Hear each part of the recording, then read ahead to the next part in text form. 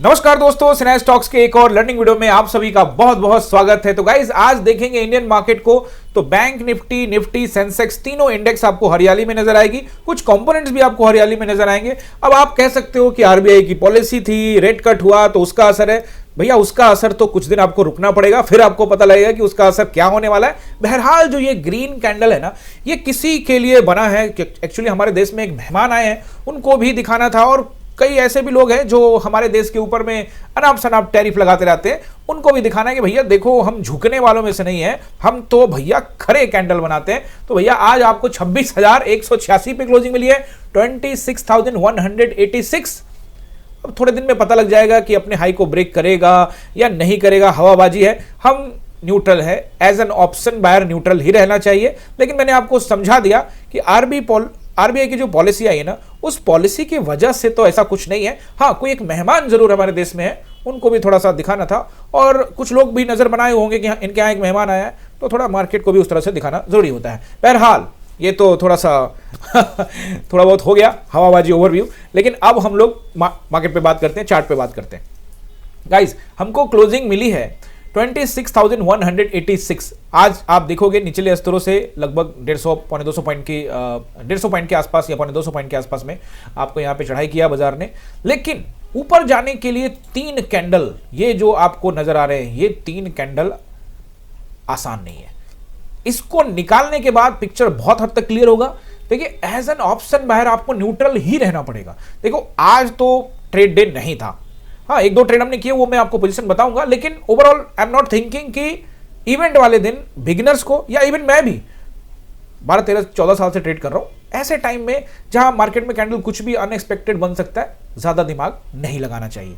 तो ऐसी स्थिति में ज्यादा कुछ ट्रेड नहीं है, दो ट्रेड किए हैं छोटे छोटे स्कैल्पिंग टाइप का, वो मैं आपको पोजीशन समझा दूंगा।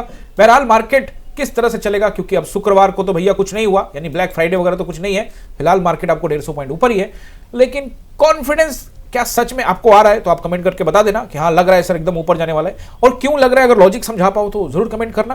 बहरहाल वीडियो को शुरू करते हैं। निफ्टी, बैंक निफ्टी और कुछ मेजर कंपोनेंट को एनालाइज करेंगे कि मंडे को क्या कुछ हो सकता है, और अगर ऊपर जाना है तो कौन से रेसिस्टेंस है, नीचे आना है तो कौन से सपोर्ट है जो आपको बाजार को नीचे आने से रोक सकते हैं और ऊपर जाने से रोक सकते हैं, तो वो आपको बताने वाला हूं। तो सबसे पहले यहां पे आपको बैंक निफ्टी का एनालाइज करता हूं। तो गाइज इस वीडियो के ऊपर में भी आप लोग लाइक कमेंट शेयर कर दीजिएगा, और बैंक निफ्टी में सपोर्ट एंड रेसिस्टेंस यहां पे नोट कर लीजिए। और हाँ, साथ में अगर आप अभी तक सब्सक्राइब नहीं किए और लगातार वीडियो देख रहे हैं कई दिनों से, बस आपके फीड में आ जाता लेकिन आप सब्सक्राइब नहीं करते, तो आपको सब्सक्राइब कर देना चाहिए। सब्सक्राइब कर दीजिए, बेल आइकन भी प्रेस कर दीजिए। आपके काम का चैनल है और बहुत कुछ सीखने को मिलने वाला है। स्टॉक मार्केट भी सीखने को मिलेगा और बहुत कुछ भी आपको यहाँ पे सीखने को मिलेगा, आएंगे तो पता लग जाएगा। बहरहाल बैंक निफ्टी 59,777, मैंने आपको एज दिया भी था कल की, मुझे लगता है कि यहां तक की टेस्टिंग हो सकती है, हो गई है, कोई दिक्कत नहीं है। बहरहाल आप देखोगे तो पहला रेसिस्टेंस जो मुझे अब नजर आ रहा है वो अब राउंड नंबर का है, सीधे मैजिक नंबर 60 के एक बार टेस्टिंग हो चुकी है, वहां से रिजेक्शन भी मिला था। वही कैंडल, ये जो रेड कैंडल आ रहा है, यही कैंडल आपको बताएगा कि इसके ऊपर जाएगा या नहीं जाएगा। ये अगर सेलर्स की पोजीशन है यहाँ पे तो वो फिर माल बेचेंगे और मार्केट नीचे रहेगा, और अगर उन्होंने अपना पोजीशन काटा तो बाइंग शुरू हो सकती है। बहरहाल आज जो चार्ट पैटर्न 5 मिनट के टाइम फ्रेम में बनाया, उससे साफ पता लग गया कि एफआईआईज कहीं गए नहीं है, बिकवाली करने के मूड में है। फिलहाल तो अभी मैं जब वीडियो बना रहा हूं तो 5 लगभग बजे हैं, तो अभी एफआईआई डीआई का डेटा तो नहीं आया है, लेकिन चार्ट पैटर्न से ऐसा लग रहा है कि आज भी एफआईआईज ने बेचा तो है। बहरहाल देखते हैं हम लोग, वो डेटा आने के बाद एग्जैक्ट में पता लगेगा। तो 60,000 का रहेगा, 60,000 का पहला रहेगा रेसिस्टेंस, और मुझे लगता है कि इसके ऊपर जाने से तो बचना चाहिए। लेकिन मान लेते हैं एज आ गया, तो वैसे स्थिति में ये जो आपका कैंडल है, ये जो रेड कैंडल है, इसका हाई वो भी आपको नोट करके रखना चाहिए, और वो रहेगा 60,127। और अगर मार्केट ने तय कर लिया है कि भैया उसको ऊपर ही जाना है, आप गैप अप करते रहना है, ऊपर जाते रहना है, तो फिर कोई मायने रखेंगे नहीं कहीं रेसिस्टेंस। फिर अगला रेसिस्टेंस आपको रहेगा 327 का, 527 के आसपास का एरिया, ये रहेंगे मंडे तक के लिए, अगर ऊपर जाने की संभावना बनती है तो। अब इसको दिखाना पड़ेगा कि सेलर्स में दम है कि नहीं। फिलहाल मुझे तो लगता है कि इस तीन कैंडल में दम तो है, लेकिन मंडे ट्यूसडे को पता लग जाएगा। बहरहाल अभी एक्सपायरी भी है, फिर आप जानते हैं आने वाले टाइम में ये अभी कॉन्ट्रैक्ट शुरू हो चुका है, तो फिर वही वाली चीज़ है ना, भारतीय बाजार है, फिर एक्सपायरी है, फिर वो एक्सपायरी तक में बाजार को मैनिपुलेट करना है, बहुत कुछ होता है ना। तो वेट एंड वॉच करते रहेंगे और ट्रेंड को फॉलो करते रहेंगे। आज गाइस ट्रेंड को फॉलो किया नहीं किया फर्क नहीं पड़ता, इवेंट वाला दिन है, उसका कोई फर्क नहीं पड़ता है। तो अब सपोर्ट नोट करिए, सपोर्ट देखेंगे अगर आप बैंक निफ्टी में, तो देखो सबसे पहला सपोर्ट जो मुझे नजर आ रहा है अब सीधे यहाँ पे 59,500 के आसपास का एरिया। ये जो 2 3 कैंडल का आसपास का एरिया जो है ना, ये भी देखो, ये भी कैंडल, तो ये रहेगा आपका। इसको ब्रेक करता है तो हम 300 की तरफ बढ़ सकते हैं, और इसको ब्रेक करता है तो फिर हम ऐसी स्थिति में 59,000 के राउंड नंबर की भी टेस्टिंग करने के लिए आ सकते हैं। फिलहाल 59,000 को भी ब्रेक करके नीचे जाने का मतलब यह है कि हाई प्रेशर में मार्केट रहेगा, तो उसके लिए आप नंबर नोट कर लीजिए। हाई प्रेशर रहेगा तो हम देख लेंगे 58,700 तक का लेवल। अगर बहुत तेज सेलिंग होती है तो देखने को मिलेगा। हालांकि 1000 पॉइंट की सेलिंग अभी फिलहाल मुश्किल लग रही है, ज़्यादा सेलिंग होगी तो 59,000 की, यानी कि 59,000 और ऊपर जाता है तो ऊपर तो मैदान खुला है, अगर उसको जाना है तो कोई रोक नहीं सकता। अब किसी को चैलेंज करने पर आ गया है बाजार तो फिर चैलेंज कर रहा है, ठीक है, कोई दिक्कत नहीं है। अब डॉलर भले ही ऊपर चले जाए, रुपया भले ही पाताल लोक में चले जाए, लेकिन भारतीय बाजार ऊपर जाएगा। आपका जीडीपी अच्छा आ रहा है, अब वो डेटा को आप कितना अच्छा मानते हो, सही मानते हो, मैनिपुलेटेड मानते हो, आपको तय करना है। ये सब आपके ऊपर ही डिपेंड करता है। मैं तो सिंपल एनालाइज करता हूं भाई, ज्यादा दिमाग एक्स्ट्रा नहीं लगाते। चार्ट पैटर्न देखो, काम करो। बाजार जब नीचे आए तो अपना पोर्टफोलियो मेंटेन करते रहो, लेकिन हाँ, स्टॉक्स बाइंग करने से पहले किसी से भी रजिस्टर्ड एनालिसिस से जो एनालिस्ट होते हैं उनसे जरूर संपर्क करिएगा, बहुत जरूरी है। आजकल आप देख रहे हैं सेबी बहुत तरह का काम कर रहा है, न्यूज आपको मिल रहा होगा। बहरहाल किसी और दिन बात करेंगे कि सेबी आखिर क्या क्या काम कर रहा है।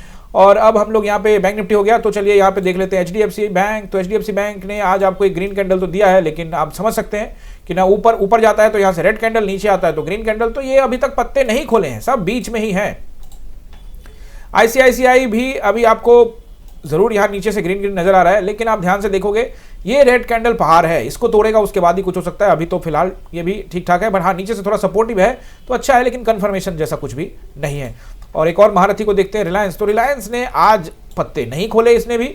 आप देखिए ये जो कैंडल है जो कि 25 नवंबर का है, इसको ब्रेक करने के बाद नीचे आता है तो ये जोन इंपॉर्टेंट होगा, यानी कि 1500 का नंबर। तो अभी हम आज नीचे आया था लेकिन कैंडल बना दिया ग्रीन, तो भैया झुकाव नीचे की तरफ, प्रॉफिट बुकिंग की संभावना लग रही है, लेकिन चूंकि स्ट्रांग है और ऑल टाइम हाई के टेस्टिंग के मूड में होगा तो कर लेगा, कोई इशू नहीं है। तो मतलब इसमें भी आपको अभी फिलहाल न्यूट्रल रहने की जरूरत है। According to the chart pattern जो नीचे से पकड़े हुए हैं वो बने रह सकते हैं, और 1500 के आसपास का स्टॉप लॉस, थोड़ा नीचे का या इसके आसपास छोटा स्टॉप लॉस लेना है। तो 25 नवंबर के कैंडल को, 25 नवंबर के कैंडल को ब्रेक करता है तो आप ले सकते हैं। गाइस मैं फिर से बताऊं, किसी भी पोजीशन में बने हो, लेना है नहीं लेना है, स्टॉप लॉस लेना है, वो सेबी रजिस्टर से पूछना, मैं तो सिर्फ चार्ट पैटर्न बता रहा हूं। यानी आपने जो डिसीजन लेना है वो आपका है, नुकसान आपका, फायदा आपका। ओके, अब चलिए हम लोग यहाँ पे निफ्टी को देख लेते हैं। तो निफ्टी को मैं आपको बताऊं उससे पहले थोड़ा सा बात करते हैं ना इन कैंडलों का, क्या आखिर इन कैंडल्स का कोई महत्व है भी या नहीं। तो देखिए यहाँ पे ये 3 कैंडल का बड़ा महत्व है। अभी तो हम इस 3 कैंडल के निचले स्तर पे, यानी जोन, ये 3 कैंडल का जोन है तो इसके निचले स्तर पे, यानी कि हम रेसिस्टेंस पे हैं।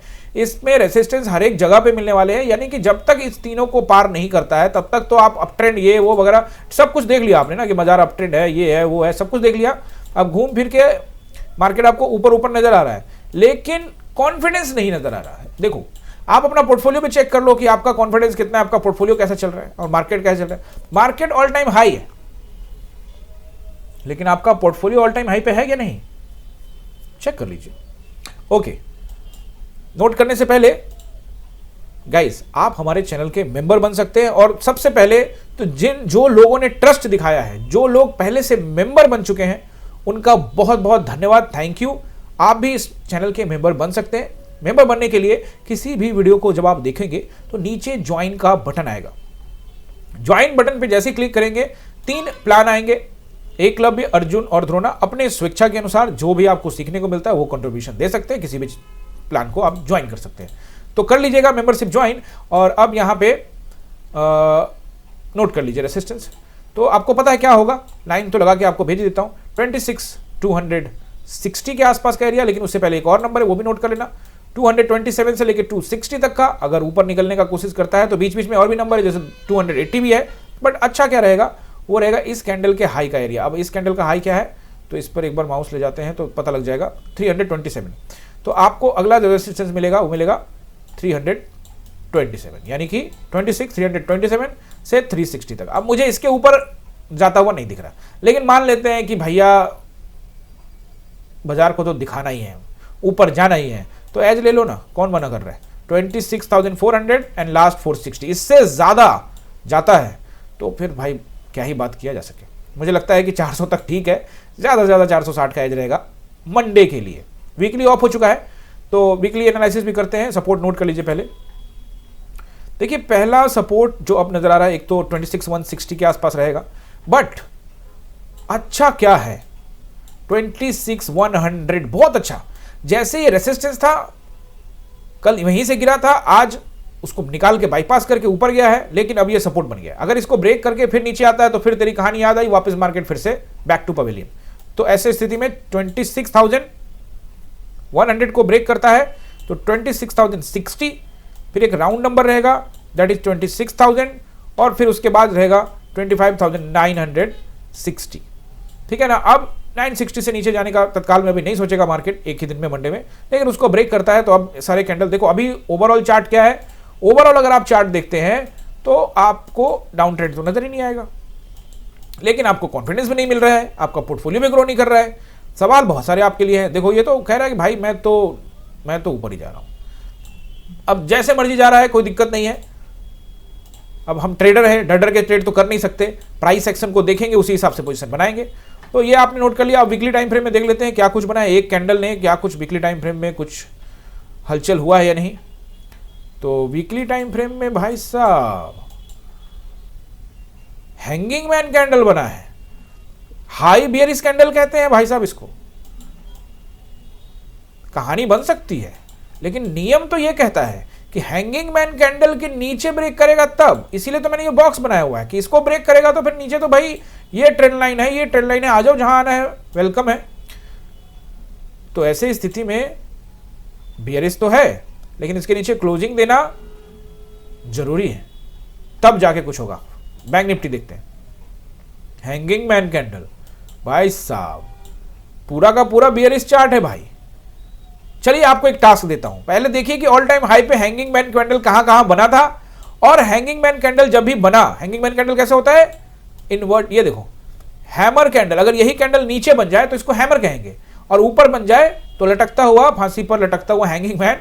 तो इस स्थिति में ऐसे कैंडल को ढूंढना है और देखना है आपको कि बाजार ऐसे कैंडल जब ऑल टाइम हाई पे बनाता है, जब कभी ऑल टाइम हाई हुआ होगा, या फिर चार्ट के हिस्से में जब हाई आता होगा, यानी जो स्विंग हाई है, और वहां पे अगर इस तरह का कैंडल बन रहा है तो उसके बाद क्या होता है वीकली टाइम फ्रेम में चेक कर लीजिएगा। तो बैंक निफ्टी में भी दबाव है। अब सेंसेक्स में देख लेते हैं, भाई ये कैंडल तो बहुत खतरनाक है, लेकिन नियम कहता है कि इस कैंडल के नीचे आपको क्लोजिंग देना पड़ेगा। जब तक आप इस कैंडल के नीचे क्लोजिंग नहीं देंगे तब तक आप कुछ भी नहीं प्रिडिक्ट कर सकते हैं। जब वो कैंडल इसके नीचे क्लोजिंग दे दे, वीकली टाइम फ्रेम की बात कर रहा हूं, वन डे टाइम फ्रेम में नहीं, वीकली टाइम फ्रेम में एक और बियरिश कैंडल बन चुका है, ये हाई बियरिश कैंडल है, लेकिन एंट्री कब बनती है इसमें, जब ये नीचे क्लोजिंग दे दे तब जाके एंट्री बनती है। तो अभी इसके ऊपर में क्लोजिंग दे दिया तो फिर इस कैंडल का कोई महत्व नहीं रह जाएगा, फिर ये हैमर बन जाएगा भैया, कि बीच बीच में हैमर बना था, लेकिन अभी तो ये हैंगिंग मैन है। आई होप कि आपको समझ में आया होगा जो भी मैंने आपको बताया। अगर समझ में आया है तो सबसे पहले कमेंट करिएगा, आपने क्या पोजीशन बनाया, नहीं बनाया, आज इवेंट का दिन था, कैसा रहा, चार्ट एनालिसिस किस तरह से आप सीख रहे हैं कि नहीं कर रहे हैं, मतलब कि आप इस चैनल पे आए हैं तो आपको कुछ इंप्रूवमेंट नजर आ रहा है, अपने अंदर में आपको सीखने को मिल रहा है, ऐसे आप कमेंट कर सकते हैं। लाइक शेयर सब्सक्राइब कर दीजिएगा। मिलते किसी और लर्निंग वीडियो में, आप सभी का बहुत बहुत धन्यवाद।